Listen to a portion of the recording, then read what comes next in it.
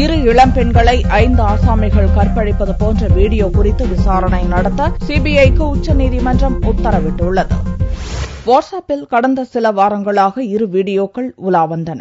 இரு இளம்பெண்களை 5 ஆசாமிகள் கற்பழிப்பது போன்ற அந்த வீடியோக்களை கண்டு ஹைதராபாத்தைச் சேர்ந்த சமூக ஆர்வலர் சுனிதா கிருஷ்ணன் கொந்தளித்தார். அவர் அந்த வீடியோக்களை யூடியூபில் அப்லோட் செய்ததோடு கற்பழிப்பு ஆசாமிகளை பிடிக்க தகவல் கொடுக்கும்படி வேண்டுகோள் விடுத்தார். ஆங்கில டிவி சேனல் ஒன்றில் வெளியான இந்த செய்தியை கண்ட உச்சநீதிமன்றம் கற்பழிப்பு வீடியோ விவகாரத்தை வழக்கு விசாரணைக்கு எடுத்துக் கொண்டது. வீடியோ விவகாரம் தங்களை கடும் அதிர்ச்சியிலும் அச்சத்திலும் உள்ளதாக நீதிபதிகள் கருத்து கூறியுள்ளனர். மிகவும் முக்கியமான இப்பிரச்சனையில் ஏதாவது செய்தாக வேண்டியது அவசியம் என கூறிய நீதிபதிகள் இந்த விவகாரம் குறித்து சிபிஐ விசாரணை நடத்த உத்தரவிட்டனர். வீடியோவில் உள்ள ஆசாமிகள் வங்க மொழி பேசுவதால் உத்தரப்பிரதேசம், பீகார் அல்லது மேற்கு வங்கத்தைச் சேர்ந்தவர்களாக இருக்கக்கூடும் என்று சந்தேகிக்கப்படுகிறது. மேற்கண்ட 3 மாநில போலீசாரும் ஒடிசா மாநில போலீசாருடன் இணைந்து வீடியோவில் உள்ள ஆசாமிகளை கண்டுபிடிக்க வேண்டும் எனவும் உச்சநீதிமன்றம் உத்தரவிட்டுள்ளது. திடுக்கிட வைக்கும் பயங்கர வீடியோ காட்சிகள் குறித்து மத்திய உள்துறை அமைச்சகமும்